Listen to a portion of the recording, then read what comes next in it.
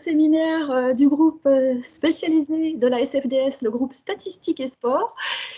Nous allons dans un premier temps, avec Christian Derken, vous donner un peu l'aperçu, l'état d'esprit de ce séminaire, et puis ensuite je vous présenterai les différentes parties du séminaire.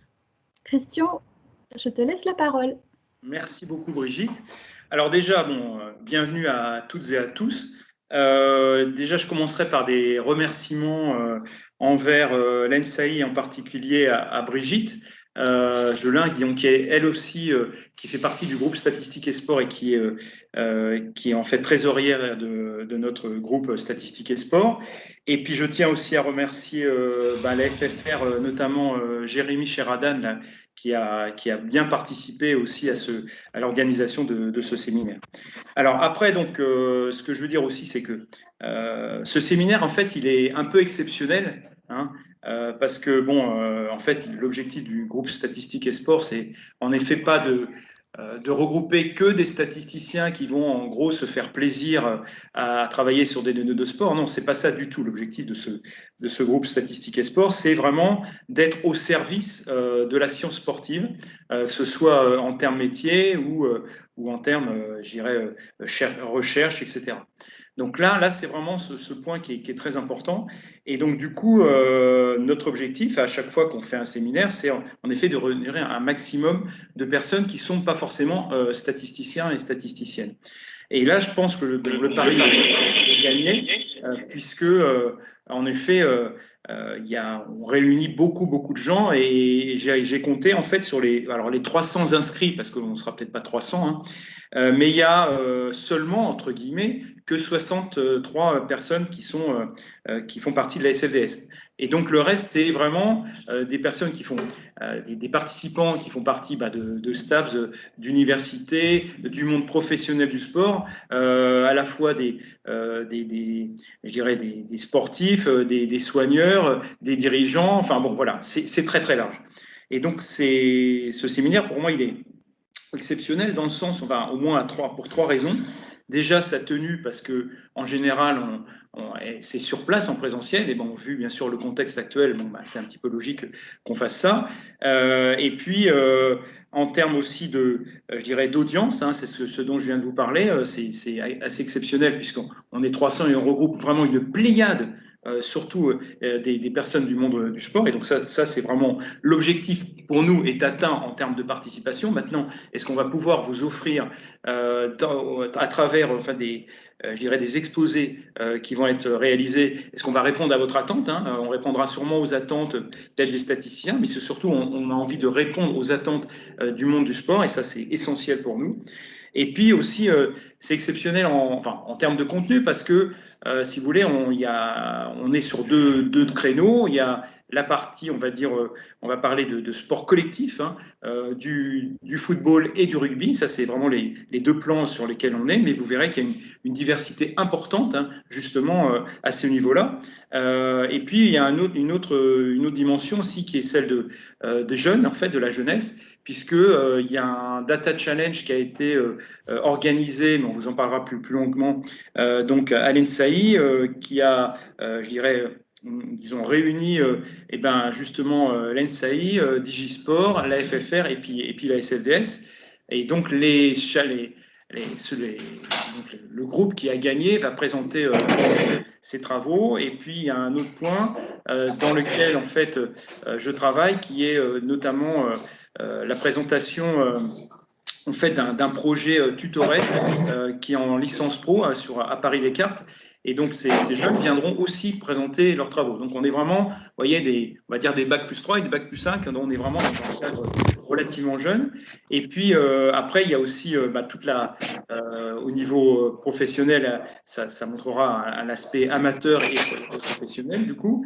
Et puis, aussi, je dirais, on va parler aussi de niveau de blessure aussi, hein, dans ce séminaire. Et ça, c'est essentiel parce que justement, bon, en effet, on peut malheureusement, nos sportifs de haut niveau, même pas forcément de haut niveau, sont, je dirais, en fait, ils ont ces problèmes-là, en fait. Et puis après, on est aussi dans un cas où on aura un exposé sur tout ce qui est qu'est-ce qu'on fait quand on arrête en fait la compétition, qu'est-ce qui va se passer, hein. Voilà, c'est un peu toutes les dimensions qu'on va voir, hein, dans ce séminaire. Donc j'espère que, en effet, il sera riche pour vous, hein. Donc je vais laisser la main donc à Brigitte pour qu'elle présente le programme et elle fera aussi donc toute la partie gestion du temps de parole, hein. Bon, c'est plus difficile en distanciel parce que bon, alors qu'en présentiel on peut faire coucou, il faut s'arrêter. Mais bon, voilà. Donc je te laisse Brigitte et je remercie encore donc l'ENSAI et la FFR de nous avoir donc accordé en fait cette audience pour organiser ce séminaire statistique et sport.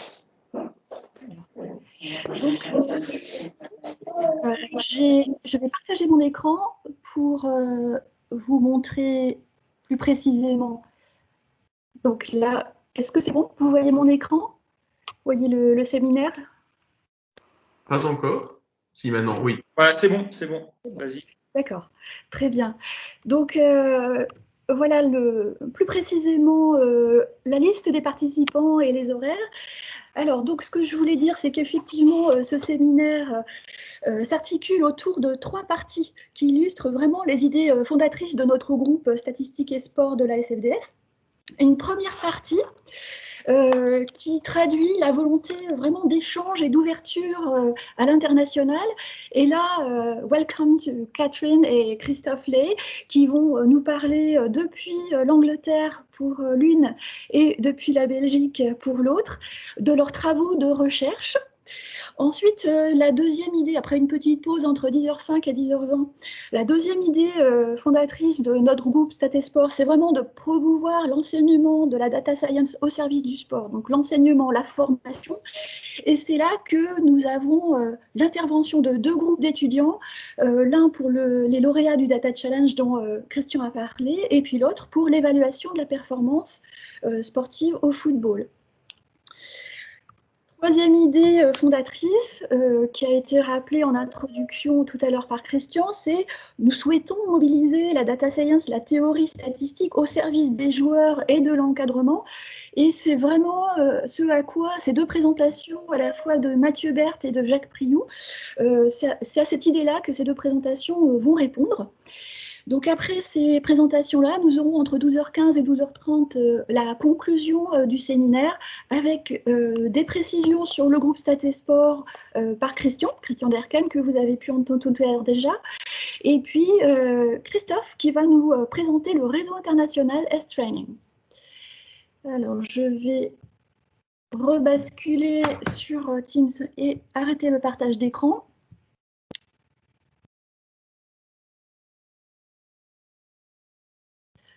Voilà. Partager.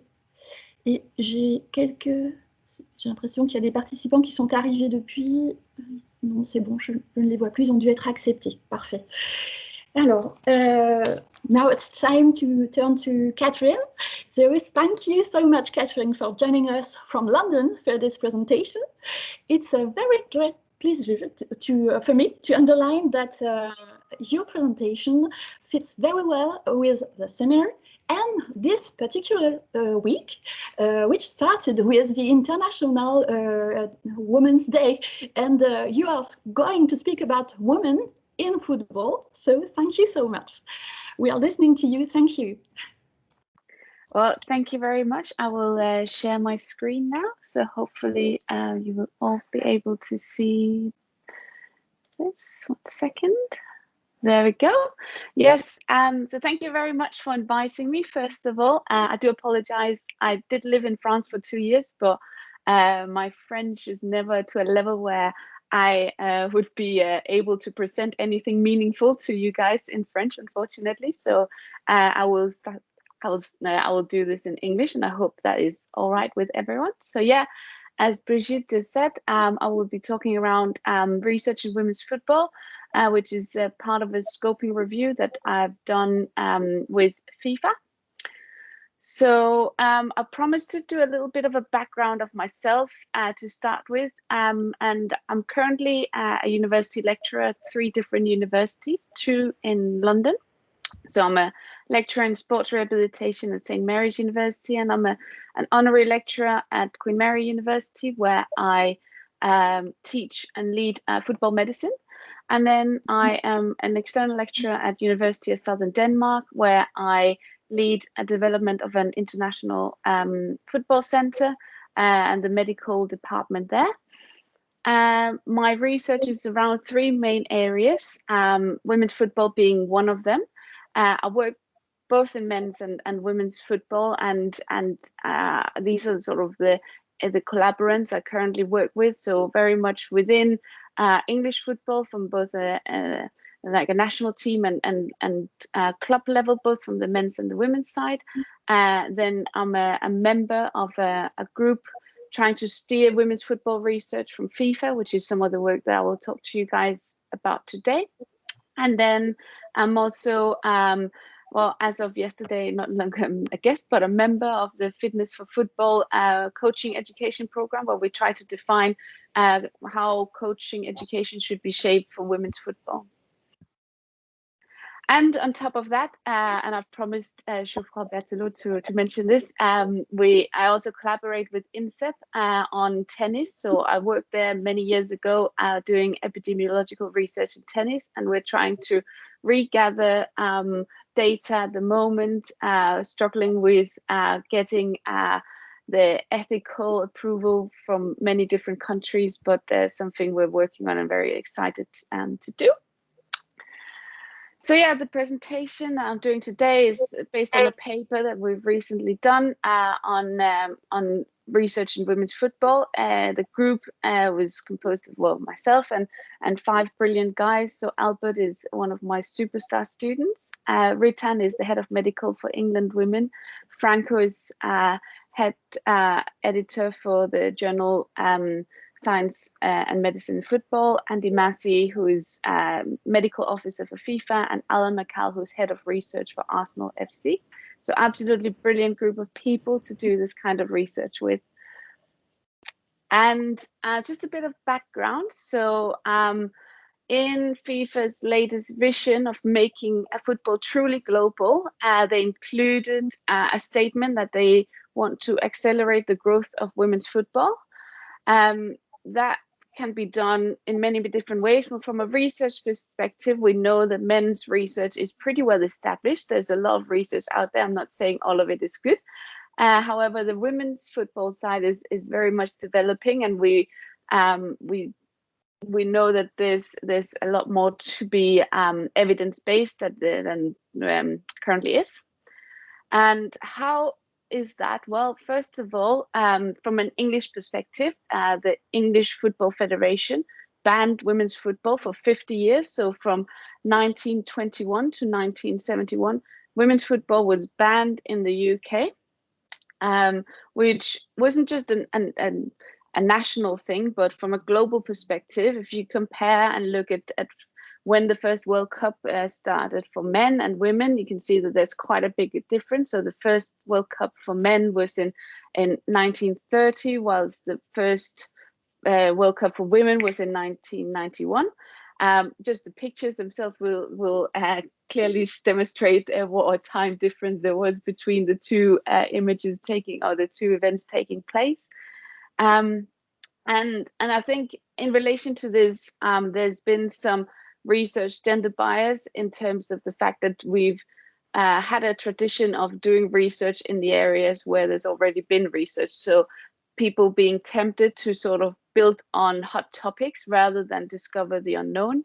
And therefore, I believe it's like one of the key reasons why female research has not really been well discovered. I started myself in researching in men's football, and only recently sort of joined the female research side as well. So I'm definitely guilty of that, like many other people. our aim within this FIFA group, which is defined as steering women's football research, we aim to improve the game through evidence-based practice. That being practice in terms of medicine, strength and conditioning, coaching strategies, business strategies, psychology, so the whole holistic background. And how are we doing this? Well, we're trying to sort of steer research towards the gaps of literature. And how do we know where the gaps are and which gaps needs to be filled? Well, we try very much to link practitioners and research so that the researchers do not have to come up with the solutions and the issues. Actually, we let the practitioners and the people working in the field speak out, and then we'll try to list these and address them. So exactly understanding the demands to improve women's football. So our aim for this study was to understand the volume of literature published, and as a starting point for this group, and we registered our scoping review on Open Science and followed the best practice guidelines and the checklist from Prisma to make sure that we followed good practice. We searched 5 databases on terms related to football, soccer, and female terms. So hopefully sort of gather everything published on women's football. The search was conducted on the 15th of December in 2019. And these were the inclusion-exclusion criteria. So what we really wanted to focus on was making sure that it was a FIFA project. So any papers published in any of the FIFA languages were included, so English, French, German, and Spanish. That was one of the times when my French was tested. But we also sort of defined women's football as importantly, it's not women working in football. So women working in men's football was excluded. Men working in women's football was absolutely fine. We did not want data where football was merged with other sports. We did not want data where men's and women's information was merged. They could present both men's and women's separately, and that would be fine. We wanted competitive football, so not like schoolyard football, and we included both abled and disabled football. We tried to define try to define a way to sort of subcategorize the literature by playing level and age group, which is of course difficult because there's no set standard for this, and people will use different terminologies when describing their research. But we came up with these definitions that we wanted to look at recreational, and we had college, high level, and elite. High level meaning not the best league in the country, but maybe second and third best league. And the age groups we defined as senior being the starting point, and pre-senior being anything played at an age younger than probably 16. Veteran, which is like elderly, or not even elderly, but more senior players, and retired players as well, because that's an important thing to sort of look at their longitudinal perspective post their careers as well. And the key difficulty we had or challenge was to define themes. So we searched many different organizations to sort of find common definitions of expertises within sports and football, and came up with these, which were constantly adjusted throughout the search to make sure that they covered a holistic sort of perspective of everything that was published. So everything in here from anthropometry to morphology, history, law, medicine, both from an illness and injury perspective, to sociology and psychology, etc. And what did we find? Well, we searched those 5 databases, which are 5 of the most common and largest databases for research, tried to have a holistic approach in the databases that we searched, and came to a total of 28,229 papers. In a referencing tool, we then removed the duplicates, and that left us with 16,000 articles. Myself and Albert had the joy of screening these 16,000 articles in Rayyan, which is a free software where you can store abstracts and titles. And within that, we read, and based on those 2 factors, defined whether or not the articles were acceptable for inclusion. A total of 39 articles were articles where we were unable to extract an abstract, so we could not define whether or not they were relevant. And that exclusion was based on searches from 4 different universities, and that left us in the end with 1,634 articles in total ever published on women's football. So looking at it from like a chronological perspective, published year by year, the first article was in 1938, and you can see that nothing really happened up until we start around the millennium, so 2000, where we start to see like a yearly increase. We see small peaks around the different World Cups. And then, but we see a constant increase, which is probably not gonna level out anytime soon. Well, hopefully, I would say. And yeah, more and more attention really being focused on women's football year by year. When we then subdivided it by theme, the most common area to perform research in is within medicine in terms of injuries, where we found 442 articles. Second most was strength and conditioning, followed by sociology and physiology. If we look at the other end, so areas where very little attention has been given, this includes law. So that is papers from law journals looking into legislation around the women's game, medicine in terms of illness and health. And then we also have like areas which are not very frequently covered in terms of equipment, which is one of the areas that I'm personally very interested in and working a lot on, designing football boots for women. So I know for a fact that there's absolutely no research on that topic out there, and coaching as well, which is one of the things I'm currently working on with UEFA. So definitely some areas where less attention has been given. So again, areas are better researched than others for sure within the women's game.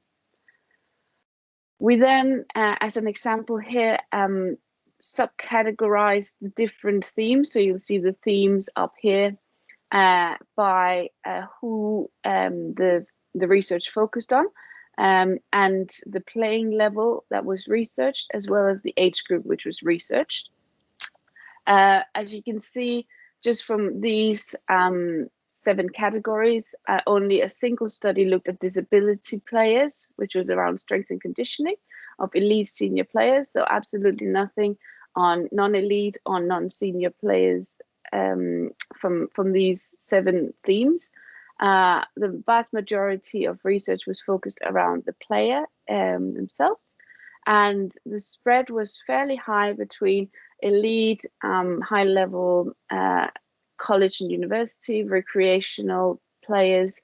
And of course, we had the issue that quite a lot of studies didn't report, and well, neither the playing level nor the age group that they were assessing. So I guess we all know that having a clear transparency in research methods is super important, but obviously still an issue today with literature published. And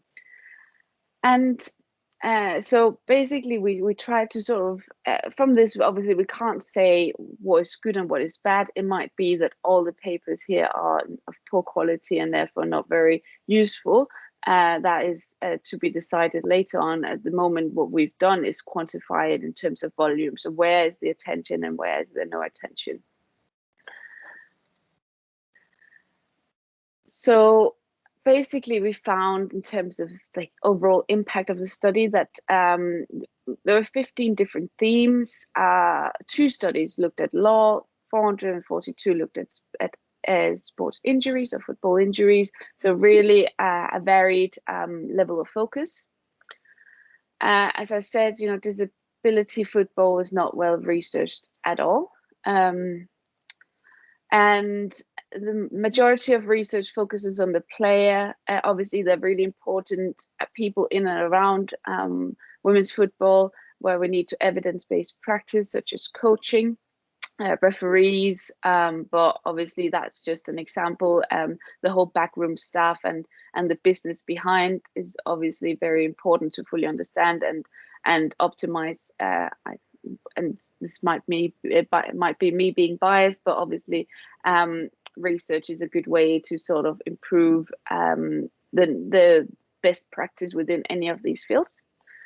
We have maybe even within injuries, we had 442 papers, but when you then divide them by age group and level, these papers do get split out in very small proportions.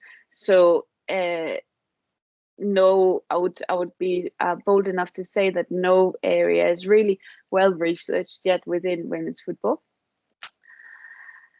So obviously we don't just stop here from a FIFA perspective. We don't just count and think that that's good enough. So we know the volume now.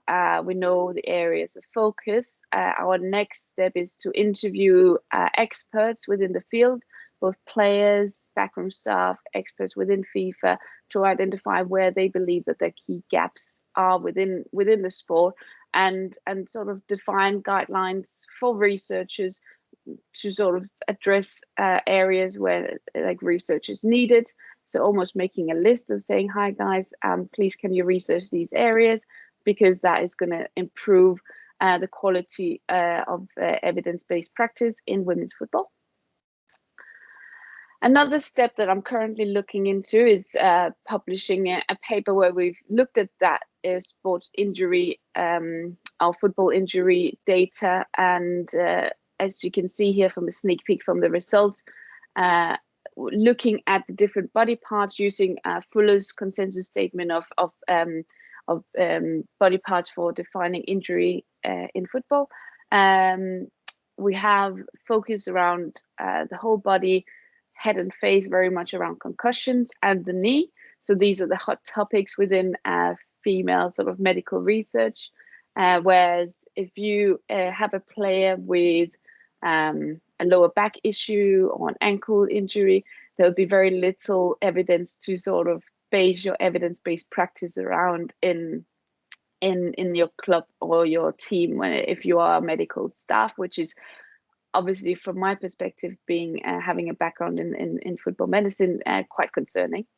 And even when you break it down even further, so we've broken down, for example, here the knee by different sort of research areas, and a tendency we see for all of the body regions is that the key research style is epidemiology. Epidemiology is great, but counting injuries, just like me counting articles in this scoping review, doesn't solve anything. So we have some articles looking at risk factors, but looking into sort of prevention strategies and prevention programs is still a developing area, and even the management of ACL injuries is a small area of research, even within something which we know is a big issue and is one of the most searched researched areas of women's football. So yeah, just a tick point to add all my references that I've presented to you guys. And yeah, I just wanted to thank you all for listening. I've put in pictures here from one of the women's football teams just before the ban in women's football in 1921, and an image of where England's football is today. So every journey begins with the first step, and hopefully, I wouldn't say this is necessarily the first step for women's football research, but it's a step in the right direction, hopefully. I've left my email and my Twitter handle, so do feel free to contact me if you're interested in this area, and I'll open up for any questions. Thank you, Catherine. So, questions in French or in English? Catherine, do you understand French? Or? I understand some. I'm not going to say that I understand everything. I think that would be a lie. If people do ask in French, well, feel free, and I will try, and I might ask if someone can help me translate if needed. Okay. So, any questions? Christophe? Okay. Yes, thank you very much for this nice talk and the good, interesting scoping overview. So I was wondering a few things. On the one hand side, so I myself also started to get a little bit into this, into the differences between female and male sports and publications and so on. Also in terms of injury, because of an interesting contact that I have in Germany, Astrid Sech. And I was wondering if you knew her or had any contact with her, because she's doing a lot also in this research area. She's from Jena. I actually don't. I'm starting work in Germany. Like actually, the last 2 days, I've been working with the German Football Federation around like addressing areas within women's football. They have a project called Project Future Women at the German Football Federation, where I'm helping them from an evidence-based side. But no, I don't know her. It would be great to link up, definitely. Okay, and so is this are you anyhow involved into other European projects around this topic, or is it really just the starting point? Well, I think it's very much the starting point. There are other research groups working at women's football. I'm involved in two. I have to manage my time as well, being a lecturer at 3 different universities. But it's super interesting, and I'm really happy to see that there are like focus given to women's football. Obviously, not just from the groups I'm in, but from others as well. And like the more research, the better, really. Okay, thank you. That's from my side. Thank you. Any other questions? Well, I have a question for the audience.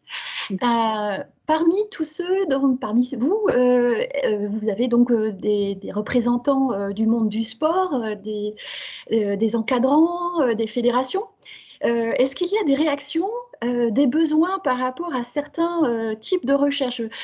Donc Catherine a, dans un de ses graphiques, montré sur quelle thématique il y avait eu le plus d'articles de recherche. Est-ce que certains d'entre vous peuvent nous dire, effectivement, là on voit bien que c'est cette recherche qui a été faite énormément, mais moi c'est plutôt telle thématique qui m'intéresserait. Est-ce que des personnes, des professionnels du monde du sport qui sont là parmi les participants pourraient réagir à cette diapositive? Catherine, could you show us one of your slides with the distribution of the different topics in yes. research, please? There yes, thank you. Alors, est-ce que certains d'entre vous, peut-être quelqu'un qui travaillait au Krebs, ou est-ce qu'il y a des professionnels qui pourraient nous dire si ça les surprend, cette répartition, ou s'ils aimeraient justement encourager les chercheurs à approfondir certains thèmes? Les gens sont timides. N'hésitez pas à prendre la parole. Merci, Vincent. Oui, bonjour. Vincent Lecroller, j'étais en charge du pôle France hockey sur gazon à l'INSEP. Alors, c'était les garçons. Oh, sorry, maybe I could answer in English. yeah, I was in charge of the male team on field hockey in the INSEP. But I followed what was done with the females team too. And I'm not very surprised by the results, because the focus was really on how not to hurt the players. So if the education of young female players is not of a good quality in the clubs, when they came to the national team and to the preparation centers, they got often hurted and injured. So the preoccupation was really on how not to hurt them. So I'm not really surprised about the results. And what about your need in terms of topics of research that should be developed? Is it okay for you, or you think I think a good focus on the education and what we call here the athletization,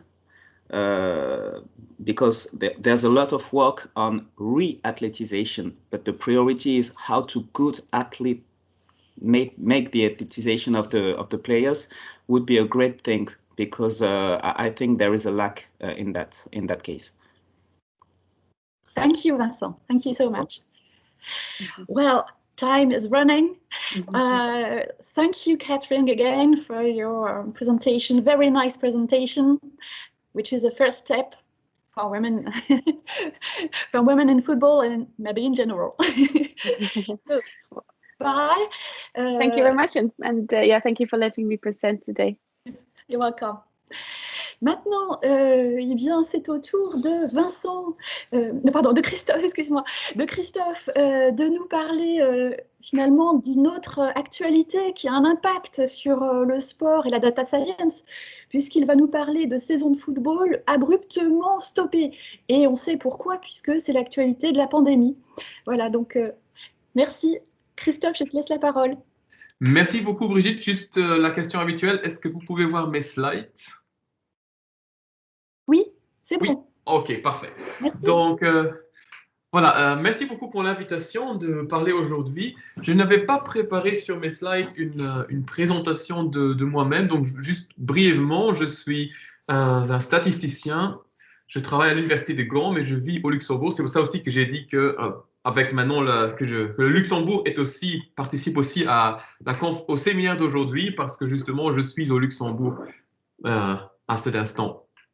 Et le sport a toujours été une grande passion pour moi, et donc je suis très content que maintenant ça fait une grande partie intégrale de ma recherche. Donc à la fois en termes de performance sportive qu'en termes de injury prediction. Donc je travaille sur les deux côtés, notamment avec un thésard et une ancienne postdoc que j'avais eu. Donc parmi les travaux, récemment, je viens de sortir un livre édité sur Science Meets Sports. Je peux mettre le lien dans le chat pour les gens qui sont intéressés. Et je viens de mettre sur pied un réseau européen dont je vais parler à la toute fin du séminaire, où chaque mois nous avons une présentation. Donc, ce sont des séminaires mensuels. Il y a des gens qui viennent un peu de partout en Europe, et les thèmes varient justement entre les différents sports et varient aussi entre performance et médecine du sport. Et voilà, venons-en maintenant à mon talk. Oui. Excuse-moi, est-ce que tu peux mettre en plein écran ton diaporama peut-être? Ouais, attends, est-ce que c'est mieux comme ça? Je peux. Tu n'as pas avec CTRL peut-être? Bon, enfin, sinon, c'est pas grave. Voilà, maintenant, ça devrait être en plein écran. C'est bon? Pour moi, mais c'est pas grave, on arrive à lire quand même. Chez moi, c'est en plein écran. Donc je ne sais pas. D'accord. Ça va? Vas-y, c'est pas grave. Oui. Ok.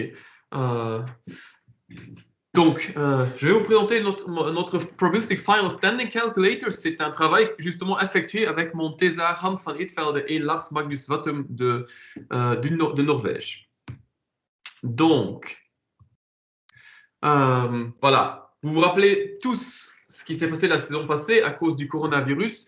Vers mars, toutes les ligues ont dû s'arrêter et il y avait une grande incertitude. Qu'est-ce qui se passe? Est-ce qu'on va pouvoir reprendre la saison ou est-ce qu'on devra la considérer comme arrêtée et puis qu'est-ce qu'on en fait? Est-ce qu'on déclare la saison blanche ou est-ce qu'on prend quand même des décisions en termes de champion, relégation, qui ira jouer en Europe sur base du ranking au moment où on a dû arrêter la saison? C'était la grande incertitude en 2020.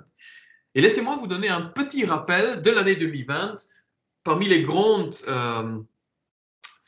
ligues européennes, là je dois bien le dire, sur le football masculin. Donc tout d'abord, la Eredivisie néerlandaise a déclaré en premier, le 25 avril, qu'elle va arrêter définitivement, que les matchs ne vont pas reprendre.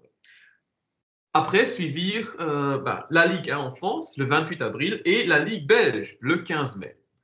Parmi les ligues qui ont repris, c'était la Bundesliga qui a repris en premier et il y avait des intérêts aussi, il y avait plein d'intérêts divergents qui ont joué là-dedans. Un des intérêts principaux ont aussi été que tous les yeux seraient rivés sur la Bundesliga et c'était en effet le cas parce que c'était la seule ligue qui a joué. Après, ont suivi la Premier League, la Première Division et la Serie A. Ils ont donc tous pu terminer leur saison.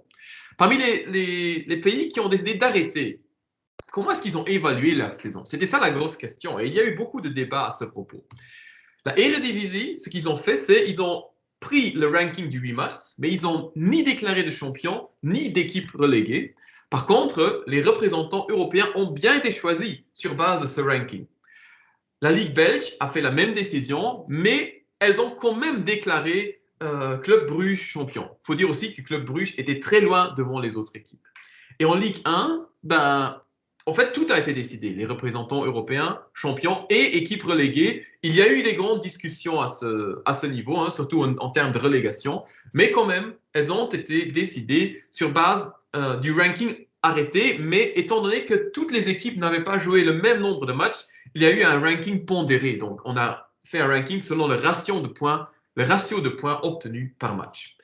Et cela a suscité quand même pas mal de discussions et de débats. Et à cet effet, je vous remets le ranking final de la Ligue 1 dans la saison passée. Vous voyez à gauche les points totaux obtenus et tout à fait à droite les points par match. Oui. On est resté bloqué sur ta première diapositive. C'est bizarre quand même. Il y a eu un message d'une autre personne qui allait dans ce sens. Ah, très bien. Voilà. Ah, ok. Alors ça, c'est dû au fait que je suis passé en mode plein écran. Ah, c'est de ma faute. Bizarrement. Très bizarrement. Je m'en excuse. Voilà, donc ça c'était le premier slide que vous avez raté, la grande incertitude, il n'y a pas grand-chose dessus. Et puis j'avais toutes les dates dont j'ai parlé, elles étaient mises sur ce slide. Je pense que c'est pas je pense que vous connaissez ça, donc je peux passer. Par contre, ceci est en effet intéressant que vous le voyez. Mais ça, maintenant, tout le monde le voit. Vous pouvez bien voir ce slide. Oui, on voit, t'inquiète. D'accord, ok, ça va. C'est un peu bizarre. C'est comme moi-même, je vois tous les gens, à chaque fois qu'il y a un pop-up window, quand quelqu'un veut entrer dans le chat, je le vois chez moi et je peux même admettre les gens. Donc, je ne sais pas, j'ai peut-être une connexion un peu bizarre. En tout cas, voici les points à gauche, les points que les équipes avaient obtenus, et tout à fait à droite, les points par match. Et donc, c'est sur base de ces points-là que le ranking final a été fait. Et on peut le voir entre les équipes placées 5e et 13e, c'était quand même un écart très petit. Et surtout, Lyon était mécontent de cette décision. Et on va revenir là-dessus plus tard. Maintenant, la question s'est posée, comment est-ce qu'on peut trouver un moyen plus équitable pour évaluer une telle saison qui doit être stoppée brusquement? Il n'existait pas de réponse avant 2020. Petite parenthèse, dans le jeu cricket, il existe ça, mais pour un simple match. Un match qui doit s'arrêter en plein milieu. Et il y a la méthode Duckworth-Lewis-Stern que vous pouvez trouver sur Wikipédia. Mais pour une saison, il n'existait encore pas grand-chose. Et donc, avec Montesa, ce qu'on a fait en début, on a fait une évaluation statistique de la Ligue belge qui a été publiée dans Het Laatste News, qui était un journal quotidien.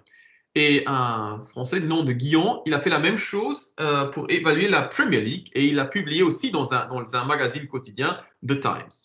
Puis d'autres approches ont suivi. Hein, j'ai mis les 3 autres approches que j'ai vues. Ce ne sont pas encore des articles publiés, c'est assez récent. Et finalement, notre approche, qui est aussi soumise en ce moment, le Probabilistic Final Standing Calculator. Donc, en gros, de quoi s'agit-il? L'idée de base est la suivante. On assigne à chaque équipe une force de jeu, et cette force de jeu, on l'estime sur base de tous les matchs qui ont été joués lors de la saison. Et c'est avec cette force de jeu qu'on va simuler le reste de la saison. Donc, on va vraiment tenir compte, avec cette force de jeu, de qui a joué contre qui, quels ont été les résultats des matchs. Et en simulant le reste de la saison, eh bien justement, on tient aussi compte des matchs restants. Et c'est justement ça qui a été critiqué par des équipes comme Lyon qui ont dit, mais d'autres ont déjà... Nous, on a joué contre les équipes fortes, les autres n'ont pas encore joué contre les équipes fortes. Si on se base sur un ranking stoppé, ben, on ne tient pas compte du fait que nous, on peut encore jouer contre les équipes entre guillemets plus faciles, alors que d'autres, hein, ils avaient un programme facile jusque-là. Et avec notre PFSC, justement, on tient compte de toutes ces problématiques-là. Maintenant, ce que je vais vous montrer sur ce slide, c'est le slide le plus technique. Hein. Je ne vais pas entrer dans les détails, mais je vous montre le modèle de poisson bivarié qu'on a choisi justement pour modéliser les résultats d'un match de football. Donc, on s'est dit, ben, si 2 équipes jouent l'une contre l'autre, on peut modéliser le résultat du match avec une loi de probabilité. Et la loi de probabilité qu'on a choisie, c'est la loi de Poisson bivariée. Donc, vous voyez ici la formule. Donc, YIJM, c'est le nombre de buts marqués par l'équipe I contre l'équipe J lors du match M. Et vice-versa, YJM. Hein, je pense que vous comprenez ce que ça veut dire. Et donc, comme dans tout modèle de Poisson, il faut le nombre de buts attendus, je le note lambda IJM. Donc ça, c'est le nombre moyen de buts que l'équipe I va marquer contre l'équipe J.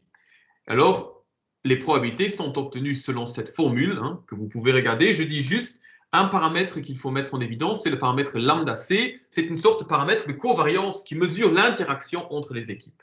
Si ce paramètre est nul, eh bien, toute la somme ici à droite disparaît et on obtient une sorte de produit de 2 lois de Poisson simples. Ce qui est crucial dans cette modélisation, c'est le point que voici. Le fait que le nombre de buts moyens attendus soit modélisé de cette manière-ci. Le logarithme lambda IJM est donné par cette équation-ci, dont j'explique brièvement les différents points. RI et RJ sont justement les forces de jeu. Donc, RI est la force de jeu de l'équipe I. Et donc, on voit, logiquement, si RI est plus grand que RJ, eh bien, cela va augmenter le nombre de buts qu'on attend que l'équipe I va marquer contre l'équipe J. Après, il y a le paramètre H ici, qui est un paramètre de la force jouée à domicile. Hein. Quand on joue à domicile, on est plus fort. Et puis, il y a bêta 0. Ça, c'est un paramètre qu'il faut placer là. C'est le paramètre de base. Si jamais les 2 équipes étaient de force égale et qu'ils jouent sur un terrain neutre, eh bien, c'est ce paramètre-là qui dit quand même le nombre de buts auxquels il faut s'attendre. Voilà. Et comment est-ce qu'on fait? Ben, il y a les paramètres H, bêta 0, RI et RJ. Donc, les RI pour toutes les équipes. Hein. Supposons qu'il y a N équipes. Alors, nous avons N paramètres de force. On cherche sur une période de M match, donc supposons que M matchs ont été joués entre un certain nombre d'équipes, eh bien, en regardant les résultats des matchs, on peut estimer tous ces paramètres et en particulier les paramètres de force des équipes via le maximum de vraisemblance. Donc voici, je vous mets la fonction de vraisemblance et on estime les paramètres sur base de ceci et donc sur base des résultats exacts. Et ici, YIJM avec un petit y, ça représente le véritable résultat du match. Donc ça, c'est la partie technique. Question naturelle, pourquoi ce modèle-ci en particulier, le modèle de Poisson bivarié, il date de 82. Et en fait, dans un article avec mon doctorant, nous avons montré que ce modèle est supérieur à d'autres modèles pour modéliser le résultat d'un match de football. Alors, comment est-ce qu'on obtient le ranking après? Bon, comme je l'ai déjà dit, hein, une fois que les paramètres sont estimés après un certain nombre de matchs d'une saison, comme par exemple en France, l'année passée, c'était 27 matchs. Hein. Alors, on simule 100 000 fois avec ce modèle le reste de la saison. Et ça, c'est tout à fait simple. Quand deux équipes jouent l'une contre l'autre, eh bien, on connaît leur force estimée, on connaît tous ces paramètres, alors on peut générer, on peut simuler le résultat grâce à la formule que voici. Et on fait cela 100 000 fois. Donc, en fait, on obtient alors 100 000 résultats finaux différents. Donc, 100 000 rankings finaux différents. On prend la moyenne sur ces 100 000 simulations. Et ainsi, pour chaque équipe, on peut obtenir la probabilité d'obtenir chaque place. Et c'est pour ça qu'on l'appelle le Probabilistic Final Standing Calculator, parce qu'on donne vraiment pour chaque équipe la probabilité d'obtenir telle ou telle place au ranking final. Et donc, le modèle, comme je l'ai dit, il tient compte des matchs qui viennent encore, ce qui est plus fair play que de s'arrêter à un certain moment et de ne pas regarder ce qui va se passer dans le futur. Alors, une bonne question, c'est que vaut notre modèle? Est-ce qu'il est bon? Est-ce qu'il n'est pas bon dans ce qu'on veut faire? Eh bien, pour cela, on l'a comparé à deux modèles plus riches. Tout d'abord, un modèle similaire, mais qui est basé... Donc, notre modèle tient uniquement compte de la force de jeu de la saison en cours. On se dit, supposons qu'on regarde aussi la saison d'avant. Donc, ça, c'est le premier modèle plus riche. Et dans ce modèle-là, on fait aussi du weighted maximum likelihood, c'est-à-dire qu'on donne plus de poids aux matchs récents. Et le deuxième modèle plus riche, c'est le plus-minus rating. C'est un modèle développé par Lars Magnus, notre co-auteur. Et ce modèle tient vraiment compte des joueurs présents. Donc là, on a besoin de beaucoup plus d'informations parce qu'on a besoin d'informations des joueurs dans chaque équipe.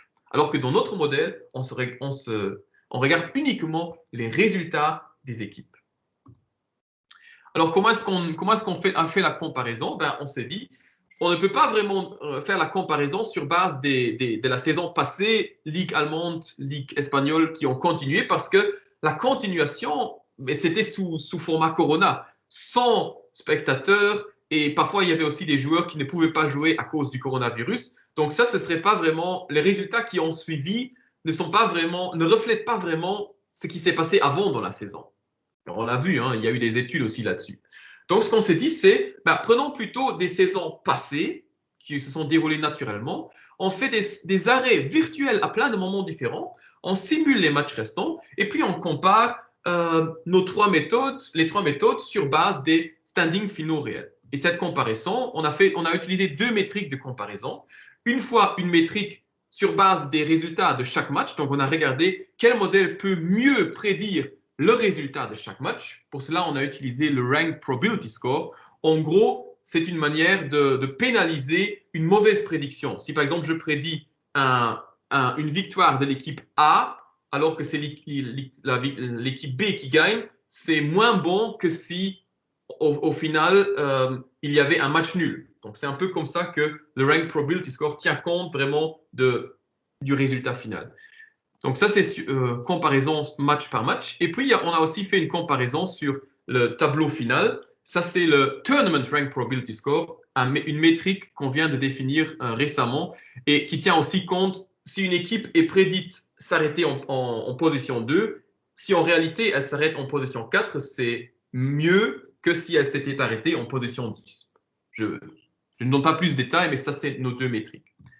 Les résultats sont voici. Vous voyez, dans chaque ligne, vous voyez un championnat différent. Angleterre, France, Allemagne, Italie, Espagne. Et vous voyez aussi les années 2016 jusqu'à 2018. Et on s'est arrêté vraiment à différents moments. C'est ça que vous voyez, les différentes courbes. Et la courbe en noir, c'est notre PFSC.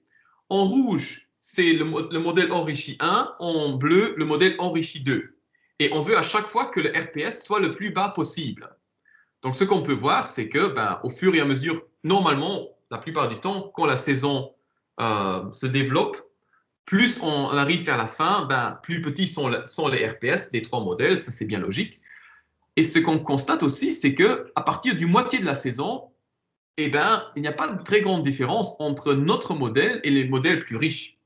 Et entre les modèles plus riches, il n'y a pas vraiment de ranking. Une fois l'un est meilleur, une fois l'autre est meilleur. Et il y a la même tendance si on se base sur le ranking final, la prédiction des rankings finaux. On voit là, de nouveau, à partir d'un certain moment, il n'y a quasiment pas de différence. Et bon, ce que vous voyez ici à gauche, de chaque table, chaque graphique, ça c'est si on arrête la saison avant la moitié des matchs joués, ce qui n'est pas très réaliste. Donc c'est vraiment, il faut regarder plutôt la partie droite. Ça c'est quand on s'arrête après 20 matchs et ainsi de suite.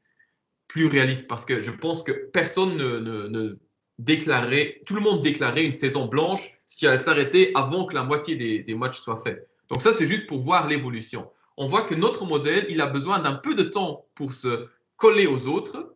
Mais à partir du moitié de la saison, il est tellement proche qu'on s'est dit, ben, c'est un bon modèle. Surtout, il est plus simple que les autres.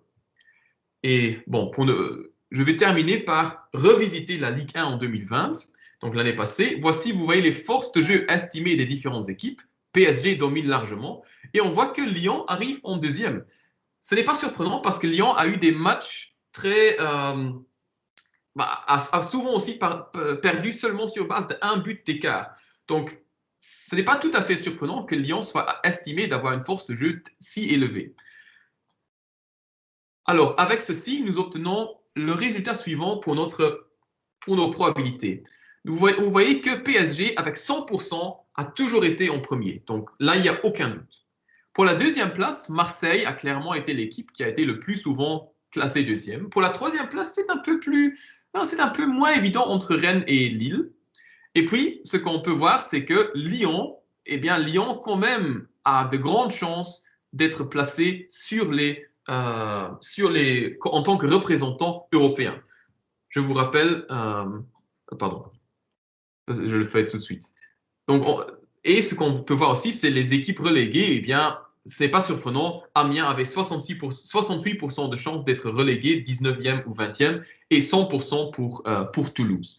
Donc, ceci donne une bonne idée de quels sont les différents pourcentages. Et avec ça, on peut choisir. Alors, si on a ceci en face de soi, les décideurs peuvent prendre une décision. Qu'est-ce qu'on fait avec la saison?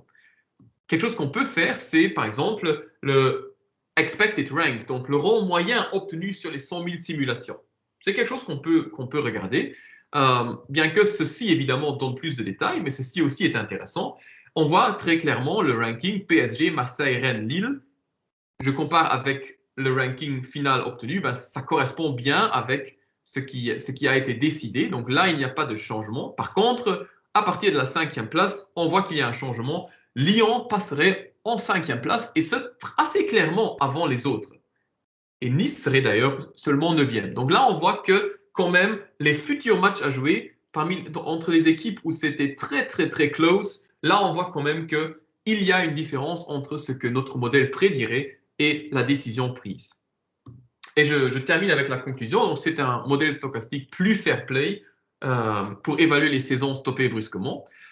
Les ligues peuvent prendre des décisions individuelles. Comme je l'ai montré, avec ces probabilités-ci, on peut même décider, OK, est-ce que je déclare quelqu'un champion s'il est très dominant, s'il y a une grande différence et s'il y a seulement une petite différence, peut-être qu'on ne va pas le faire. Donc, c'est vraiment au cas par cas qu'on peut choisir. Et bon, ça, je pense que pour les raisons de temps, je ne vais pas en parler. On peut aussi même parler du prize money. Beaucoup est possible avec ce modèle et toutes les idées sont les bienvenues. Je vous remercie pour votre attention. Merci beaucoup, Christophe. Donc, il nous reste un petit peu de temps pour des questions avant la pause. Donc, Christian, tu as une question, tu as levé la main, mais il y a aussi des messages qui t'ont été adressés, Christophe.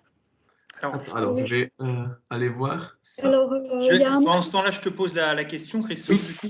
Bon, déjà, merci beaucoup pour ton exposé très clair, très intéressant. Moi, je me place plutôt côté rugby, pour ceux qui me connaissent. Donc là, en fait, ça ne s'est pas du tout passé comme ça chez nous, enfin, au top 14. Il n'y a pas eu de relégation. Tout est resté figé.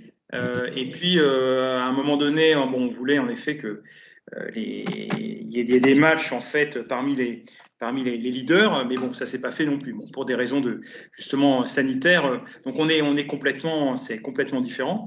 Alors en effet, ça serait vraiment intéressant de voir avec les données qu'on avait donc sur le top 14 et même sur la Pro D2, il n'y a pas eu de relégation non plus, justement de voir un petit peu ce que pourrait donner ton modèle.